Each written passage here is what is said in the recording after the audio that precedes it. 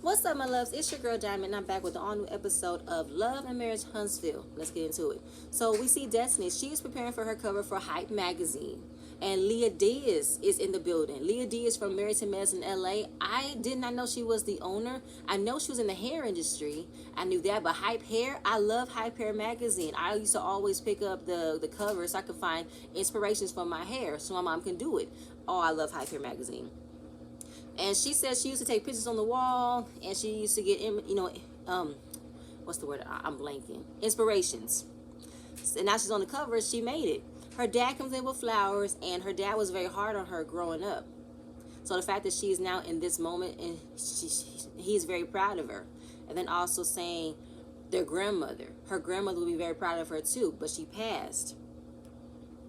Tisha stops by. She's proud of her, and this has been a very trying year for Destiny, along with the pandemic, her divorce. But see her thriving and on the cover of Hype Hair magazine is a really good thing.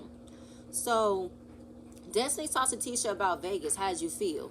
Well, as far as feeling like Tiffany's being very transparent and we don't know nothing about her. She's so transparent into other people's stuff, but not hers. Now, while Destiny is co-signing this, I'm going to need for Destiny to look in the mirror and say, Destiny, you haven't said nothing about yourself either, my darling. So the fact is, you want to keep on painting Tiffany, even though Tiffany has been very messy, very shady, not reading the room. I feel like she's the one that's bringing the mess, and she's the one that's engaging in it while you're sitting on the sidelines, just not saying nothing about yourself. You're not saying nothing. So the fact of the matter is, you think just now you're in this group and you have gone through your mishaps of fitting in. You now feeling like, I know what's best. I know what not to do, and Tiffany doesn't know how to do that. And they're talking about how we're in this group, we tend to speak up when something doesn't fit right. Well, when it comes to speaking up, Tisha, you don't do that. You become very passive aggressive. You say it without actually saying it. Destiny, you do it too. You wasn't completely clear and honest with Tiffany about how you felt. You just kept on saying the tea was cold. And I don't like her. She gets on my nerves. So I don't have to read the room. You're not saying exactly what you feeling, Destiny. And Tisha, you do the exact same thing with Kimmy. You don't say exactly what you want her to say. You just say passive aggressive little tidbits, little side jokes, little side shade. Don't do that. So Destiny feels like when it comes to letting everybody else come in and speak for themselves, she feels like Mel comes in and defends her all the time. So she doesn't get the full Tiffany, because Mel keeps on defending her. Last episode, I didn't think that Mel defended Tiffany. I don't think she did. I think she was telling you for you to be completely clear and direct with Tiffany about how you want her to go about it. That, no. Other times, yes. This time, no. And then, of course, how y'all gotta have good moments, bad moments. Y'all know exactly where y'all fit. And how the delivery, when Destiny is trying to say something, it does come off aggressive and mean. And it does, Destiny, because how you had so much disdain for her from your birthday till now, I felt like what she did to you, was it really that bad? Did you really feel that bad about it? Because this could have easily been squashed had you just had a conversation with her the next day you felt that way. But you didn't. You let it drag on to the next episode, and then when she said something to Tisha that you didn't like, you hopped in it when it had nothing to do with you, and you used it to take upon yourself to make it go back to how you felt in your birthday party, and use that to come at Tiffany. It wasn't even about Tisha at that moment no more. But they want to have a one-on-one so they get to know each other better, and I think that'll be best. It would have been best in the beginning, but I'll move on. And how the whole thing with the trip being what it was, 50-50. Was it a good time or a bad time? Considering the fact that we had Mel and Martell arguing, we had Tisha and Kimmy and Marceau arguing, and then we have Tiffany and Destiny arguing. So the whole entire weekend was half fun, half mess, and then the debacle of Tisha looking so foolish and dumb, trying to put Marceau on the spot of having the recommitment ceremony so that way he could express his love, and he didn't do it. So Destiny said, how'd that make you feel? She felt disappointed. She felt like it wasn't right for him to not do it, and it sucked. So then hearing about the depression, how'd she feel about him being depressed? Destiny, you were right there in the table. You were right there. Destiny, don't act stupid. We were all there when Marceau spilled the bomb that he was depressed. Don't act like this came out of nowhere. Destiny, don't do that. Anyway, so of course she knew that there was a bit of disconnect between them throughout their marriage, but she did not know the extent of it. So she just sucked it up and kept it moving instead of talking to him. And that's the problem. Tisha feels afraid to talk to Marceau about her feeling because Marceau make it seem as if what Tisha said doesn't make any sense. How could she feel depressed? How could she feel not being heard when we got all this? What is she mad about? What she complained about? That's Marceau's defense, and I don't like that. Yeah, that's it. Okay, so Martell is at the office to see Marceau. The Scope Construction. Y'all, that's my daughter in the background. She's in her bed. So at the end of it, he's trying to partner with someone with a builder's license. I don't know what happened between the other partner that he has. So now he's talking to Marceau, trying to put him up on board with the 47 acres because he's still mad that Chris talked to Mel. But the client wanted Mel because she had the builder's license. I don't know what you want. And I don't know why you felt the need he had to come through you to talk to her. This is business, not personal. You making it personal.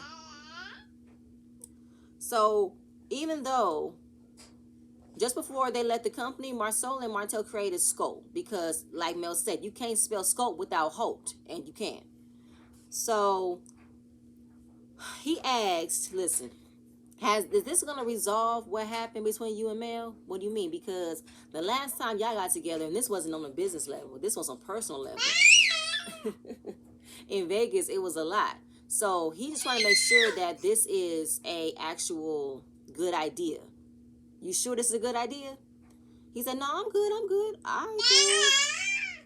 I just want to be sure. So Chris comes in, and I don't think Chris even knew that Martell was bringing in Marceau. So then they talked about it, and Marceau asked Chris, do you think this is a good idea for Martell and Mel to work together? Why are you getting upset? But at the end of it, he's like, they're grown. They're adults. This is business, not personal. Hold on, y'all. All right, y'all, I'm back. So, yeah, Chris said they're grown, they're adults. This is about business, not personal. But Marceau is still hesitant because I don't want us to be having an inappropriate conversation with someone who is not our friend about what they're going through. Yes, they just been through a divorce.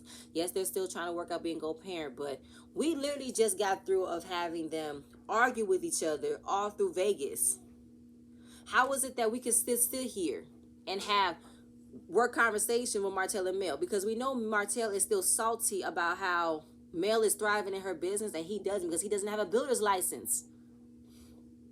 So Marceau is saying, I know what Martell said sounds good, but I don't believe it. I don't believe that Martell will be on his best behavior and be grown about it and work with his ex-wife, because at the end of the day, this is supposed to be making money for all of y'all. And why wouldn't you want Mel a part of it so she can put more money into making sure your kids are good? Are you not thinking about your 4 kids that you keep on telling her to think about? This is for your 4 kids, right? Okay. So then he's like, listen, we're all friends, but I don't want this to mess up my money. That's all I want to know. And I wasn't mad that Marceau said that because he can still see it. Like, Martell, you are being so slimy, so sneaky that you cannot even try to give Mel a little bit of this because you're trying to come out on top as you being the one that wants to do this. You being the one that can do it. But you had to hop on to someone with a builder's license. You don't have anything, Martell. You don't have nothing to stand on for you to go into business for yourself because you don't have the credentials for it. You got to connect yourself with somebody. Okay. Destiny. So she invites Tiffany out so they can have a one-on-one conversations. And Tiffany almost didn't come because she wasn't sure how they would be. You know, she had to think about it. And the whole understanding of transparency. And they have good moments and bad omens. And then the timing, what happened in Vegas, the girls' night out. She keeps on bringing up how you don't know how to read the room. And how she felt at her birthday party. And then, okay, she said, put yourself in my shoes. Oh, your pink pumps? I said, Destiny, don't start. Don't start, Destiny. And the camera crew peeped on her pumps. Okay. So she said, you were the new girl in the group, right? So how did you fit in? Did everybody take well to you? Was you automatically a easy fit? She said, I didn't talk about nobody else's business. I didn't talk about nobody else's child. I didn't talk about nobody else's marriages. But I do feel like, Destiny, you did come in as Mel's bodyguard at times last season when it came down to her relationship with Martell. You had to defend yourself. You had to defend her. You had to defend her and other people when you wasn't even in the mix of what they were going through. And then talking about how The whole thing, how you made you made it known for you to create a beef with Kimmy about how you felt offended that she didn't know nothing about you and LeBeric, or that he made chicken, and you kept dragging that on, even at your event where everybody had a gift prize and you get a free certificate to the chicken restaurant that your husband knows that Kimmy don't know. So Destiny, you definitely have had a moment where you made something out of nothing, and that you copped onto someone else's beef that wasn't yours. You definitely have done it. The way that Tiffany did it, Tiffany came in with information that she probably heard from the streets and brought it into the table without actual full facts. Wrong, yes, but y'all both did something to come into the group that wasn't right, and you had to learn about it your way, just how Tiffany had to learn about it her way. So Destiny said, I'm not perfect. I am sometimes misunderstood. Tiffany said, I am sometimes misunderstood as well. And that's where they can connect and understand things. So Destiny wants to know about her, because apparently we're being transparent. We're being challenged to know more about you, but we haven't heard nothing about you. So what's your dirt? What's your dirt? She said, well, I have a complicated past. And at the end of the day, you could have just asked. And friendships, it's all about asking. It's all about trying to seek the other person. It's all about wondering what the person is. So if you want to know more about me, you could have just asked. It's easier said than done when the way that you came in, it made it seem as if, should I even want to ask? Because here she is coming in saying something about somebody that she doesn't know. But at the same time, Destiny, you still never took it upon yourself to have a one-on-one conversation after how you felt after your party. You kept that energy after that. You spoke to Tisha. You spoke to Mel. You spoke to anybody else who listened besides Tiffany, who felt, I did not know. I made you feel away because you've never said it. You just kept on saying the tea I gave you was cold. What's next? So, what's my dirt? So, her dirt is, turns out her name isn't Tiffany. My name isn't Tiffany. My real name is Jamie Lynn Payne. I was given up for adoption for being biracial, while my mother kept her 4 Caucasian children in Alabama. Destiny understood that because she's been in the foster care system and the group homes. She struggled with, also her mother has a drug addiction, not gotten over it. And she struggled in her teen years to find the connectivity of where she fit in, because she looked around in her family and nobody was liked her. Nobody looked like her. Nobody understood her, because she was also adopted by a biracial family. And while coming to the age of 19, she was also pregnant, and her neighbor knew how she felt. She felt like an outsider, an outcast. Her neighbor told her that she was adopted right before she was adopting her son. So her adoptive mother told her neighbor, and her neighbor took upon herself to tell Tiffany she was adopted at 19. That was not her neighbor's place to do. That was fucked up. And I can't believe it took that long for that type of information to be spoken to someone, especially when they were pregnant. At 19, the whole entire time, she never knew. So after finding out she was pregnant, now her son is the only biological relative that she has to her name, to her, because she doesn't know anybody. She doesn't have anybody else. And her son's father and her just broke up, and then she got back together with her high school sweetheart, and he recently passed away. So the transparency of people to me, I can't take credit for that, because without understanding my past, all the things that have happened to me make me who I am. So the fact that Tiffany came in without knowing who the hell she was, not knowing how to conduct things, because she never felt included, she never felt accepted, she never felt liked. She didn't know what to do. So the fact that she said something without not really understanding what it was, that's her transparency, her version of it. Destiny feels a smidget of an impact to her, because that's a lot to handle. That's a lot to take in. And the way that she uses her transparency as a guard to not talk about her past issues. Well, Destiny, I want you to also use the fact that you carried on this beef with Tiffany to not talk about your issues. We have not heard about how you felt about your divorce with LeBeric. We don't know how you handled being a single mother. We don't know. So we're going to have to work on being transparency on both parts. And Tiffany apologizes for bringing up LeBeric at your party. That was not her intent, and it was taken way out of context because she was trying to come in and talk about something of relevancy to bring herself into having a conversation, to bring herself into connecting with you guys, and it came out wrong. And she is deeply sorry for that. Destiny appreciates the apology, and she also extends an apology to her for saying that she will drag you. Even though she meant it, it was out of line and it wasn't right for her to say. So they both apologized to each other, and they were going to leave what happened in Vegas, stays in Vegas, and they are so happy they had this one-on-one conversation, and she invited Destiny to her 1-year anniversary party, and she agrees to go. I definitely enjoyed this conversation. I did. Mel, after the fight with Martell at the coffee shop, she said, I am done trying to care about his feelings. I need to get back on doing me and for my kids. So she meets with Chris at the office, and she talks about how, how's it been going with the 47 acres? How's it going with the 47 acres? What's going on? What are the specs about it? And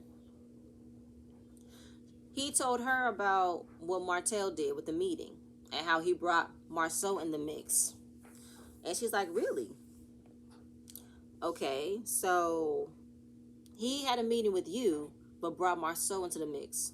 Yes, about the 47 acres. But then Marceau doesn't do commercial. Marceau do commercial real estate. He doesn't do residential. He doesn't do single family homes. He does like condos, I think apartments. While Mel is in residential, she builds homes for the community. She builds like multi-family homes, single family homes. So that's interesting. And he told her that Martell was still mad that I spoke to you because he felt like I stabbed him in the back. I went behind his back. And Mel was right.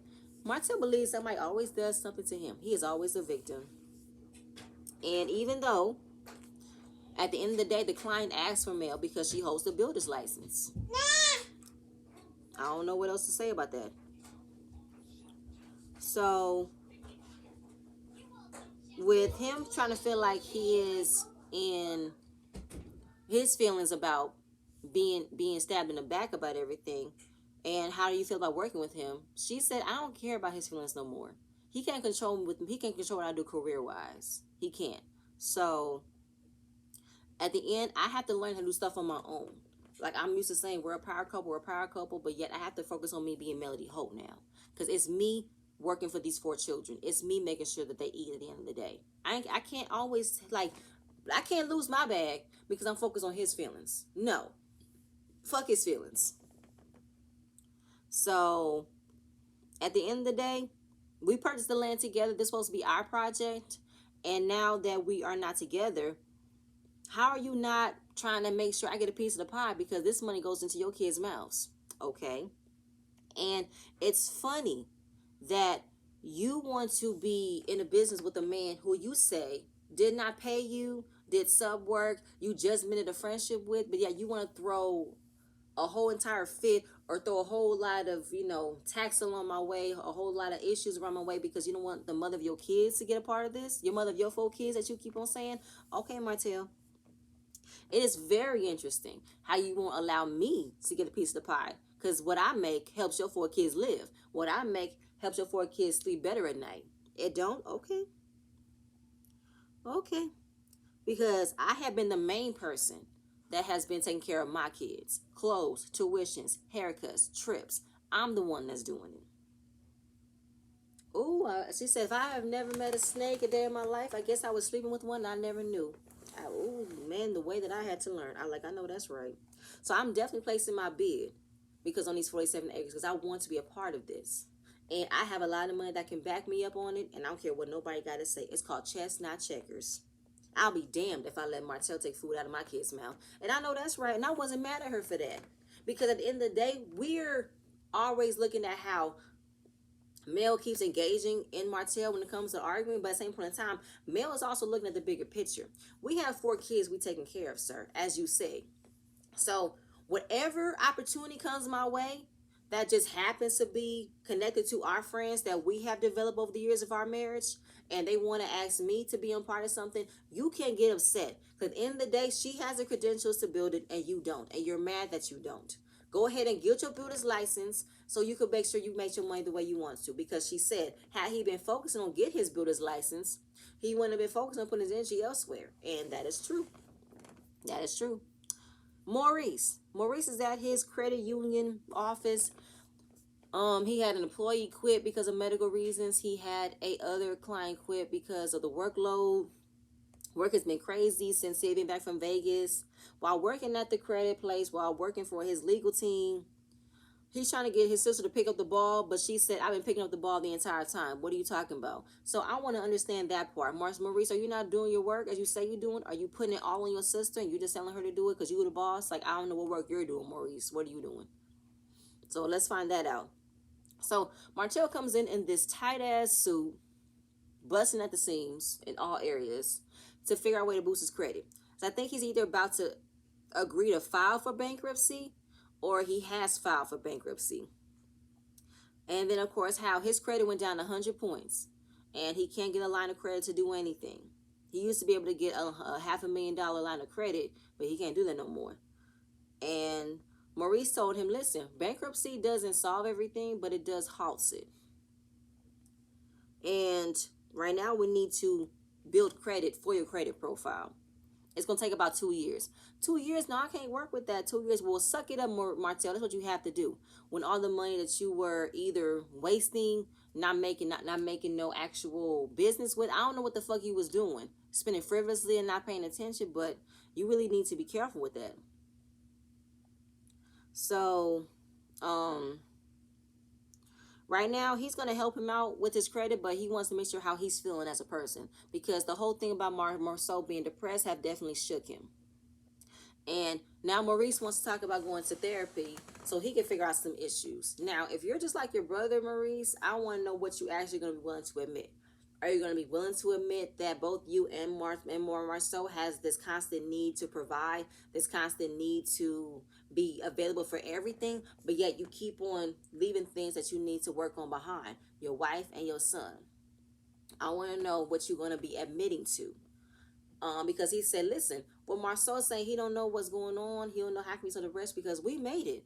Yes, it's stressful as hell that we're making it and we're still struggling for it. I mean, we're not struggling, but how it's stressful that after making it, it's still hard for us to still maybe accept it, maybe relaxed, maybe to, I don't know, not feel like we have to still put in 150% all the time. What is the issue? Because obviously we're both successful men, entrepreneurs, owner of 3 businesses, stuff like that. So why are we not happy? Why are we not fulfilled? What is it? So Maurice wants to go to a therapist. Martell said, yeah, let me know so I can see if it's a good fit. Meaning, I don't want to go nowhere else who's going to tell me that I was fucked up for cheating on my wife. Because I don't want to hear it. Because I don't like to hear my faults. I want to hear her faults too. So her faults can equate more than mine. Because I don't want to do it. All right. So then, that's what it was. Tisha goes to see Dr. Francis. And how she's felt overwhelmed. He said, what you mean?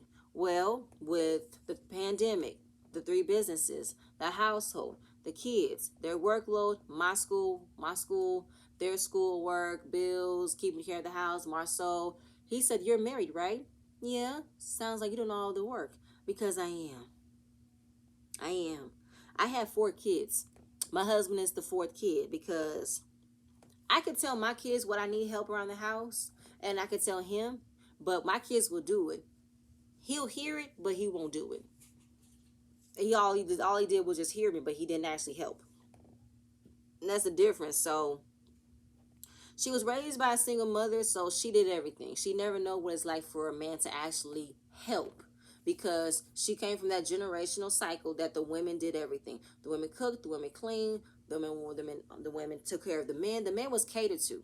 All he had to do was sit on his couch, watch his shows, and read his newspaper while things was done all around the house around him. And my mom, this has got me. I'm stopping right here because I have to say this.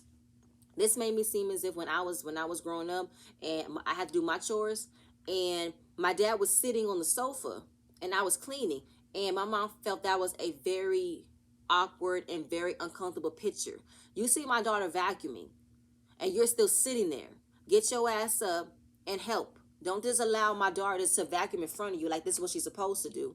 And you're not sitting there helping, moving things out the way. She has to move out the way and do things like that wasn't cool for you for her to do. I don't like that. So, um, this definitely has caused a rift in with the way that she thinks because, like I said, she has never thought to do this because life happened to her.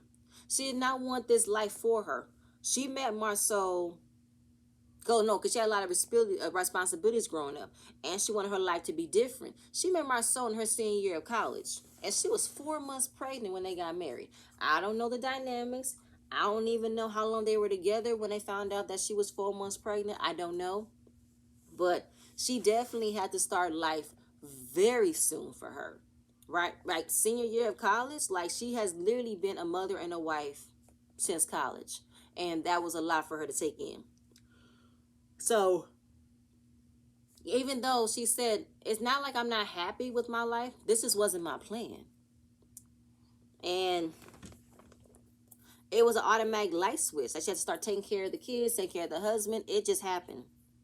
And she doesn't want to sound ungrateful. So with Marceau talking about how he is not feeling happy, but he's also chasing goals, that says things about her. I have so much in my life that I didn't get a chance to do. I didn't get a chance to experience. So because I'm in the state of being a mother and a wife, I'm currently not able to still find a way to live my life the way that I want to because I'm stuck doing this. And again, she's not saying she's not happy. It's just this was so not my plan. And I'm stuck in this routine. I'm stuck in this cycle of doing something without doing something for myself. So that's why she wanted the therapy so that they can talk to each other like this. Because apparently Marceau don't want to have deep conversations like this for some reason. Marceau believes that everything that teacher said could be a negative or a doubt to all the things that they were to get here, but it's not. It's just that it's crazy how this was so not how I wanted my life to be. I'm not mad about it, but there were some things in my life that I wanted to do, but they don't have those discussions.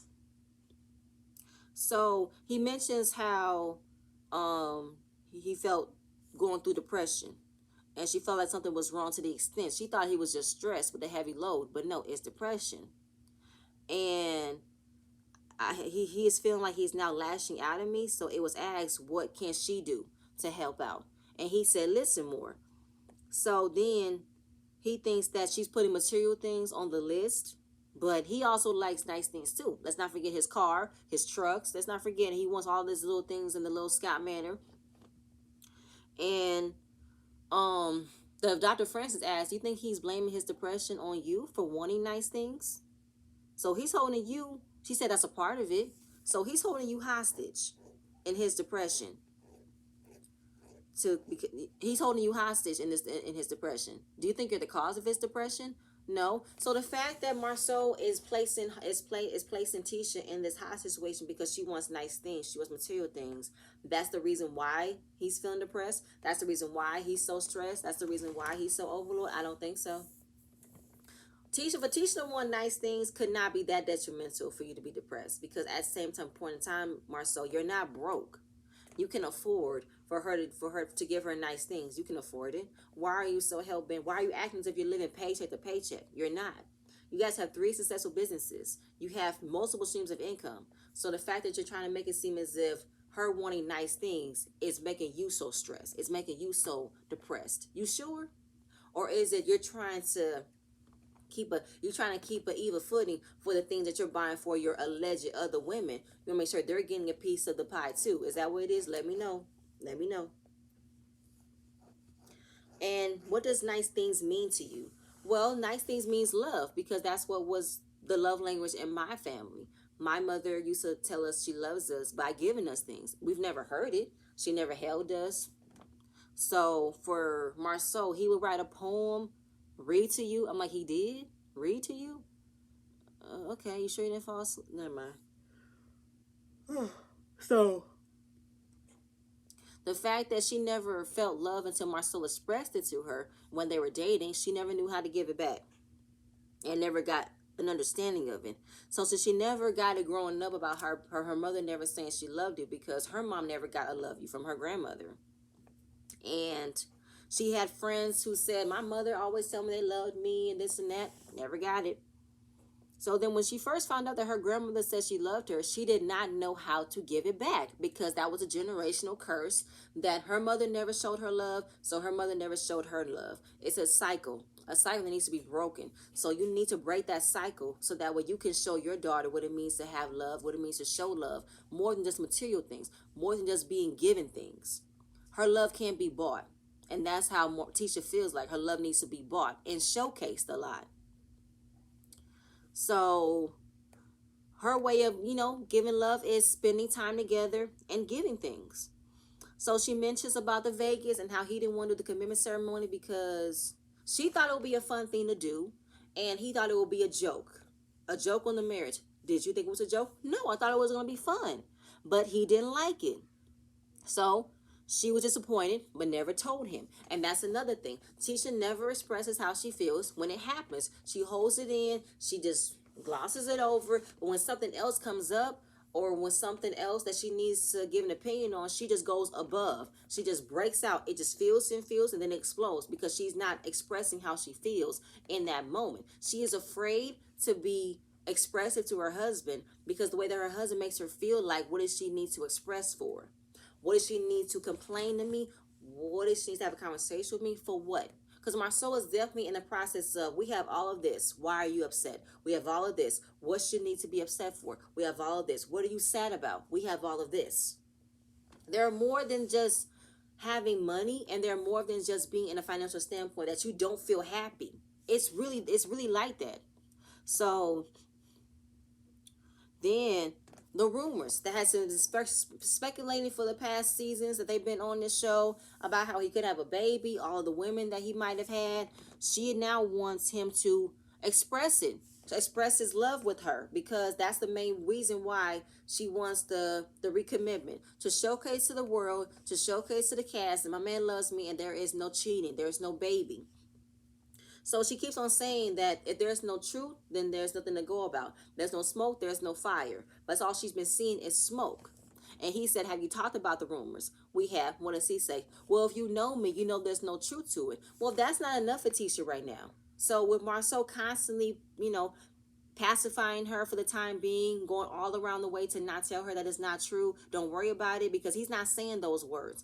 He's just saying, if you know me, you know we go through, you know that we live together, you know I don't have a baby around here. Either way, Marceau, the way you're saying it to her is not enough, because she is still hearing about it. She is still seeing the post. She's still seeing the Facebook page. She's still seeing all the comments of how people say Marceau is cheating, and you're not stopping it. You're allowing it to happen because you're hiding it. And you know she's not dumb, but you're making it seem like she is really stupid.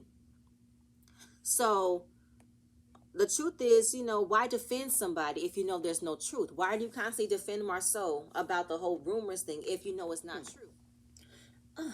Again, sorry, y'all. But basically, that was the end of the episode. But it ended with what I just said, If you feel like everything that Marceau is telling you is a lie, then why, or is it truth? Why do you constantly defend it? And if you are trying to, like, in order for you to speak your truth, to defend him, you have to be certain what they're saying is a lie, right? So you find out what they're saying is a lie. What is your way of knowing is a lie? So again, it's the main question that we've all been asking, Tisha. If you know what Marceau is telling you is the truth, why do you have to constantly defend it? Why? You defend against your mother. You defend against the people in the comments. You defend against the people in your cast. Why do you constantly defend Marceau that he's not cheating if he's telling you he's not cheating? If he's telling you he's not cheating, then I don't know why you need to give anybody else any flack as to what you're saying is not true. Roll it off your shoulders. If you know it's not true, then you don't need to be giving any fever to it. But you have. Because I think Tisha is getting tired of always hearing from Marceau, if you know me, you know I'm not doing this. Because there have been so many instances that Marceau is hiding something. And the fact that she just found out that he's been depressed or he's just stressed, I don't know. Because I don't know. So at the end of it, I just feel like Tisha is now starting to see the light. She's now starting to see that No matter how many times Marceau can tell her different ways of her not believing what's going on, she's still going to still question it. There is something in her that don't believe him. And until she finds out what is actually happening, she's going to constantly defend him. She's going to constantly make it seem as if that their marriage is perfect. Hence why she wanted this recommitment, to showcase to the world that my man loves me. But the fact of the matter is, he made you like a fool for not doing it. He made you feel like a fool for not doing it. He had so many excuses to not showcase his love for you, which made no sense. It would still never make no sense to me as to how he would not do a small thing for you. He still never thanked you. He still never said he loved you. He still never said I appreciated you. There are a lot of things that Marceau does not do that makes you feel secure, makes you feel loved, the way that you're now wanting to him to profess it all the time. Anyway, y'all, that's all I have. I have no more. Please stay tuned for my next video, and I'm going to see you guys later. Bye.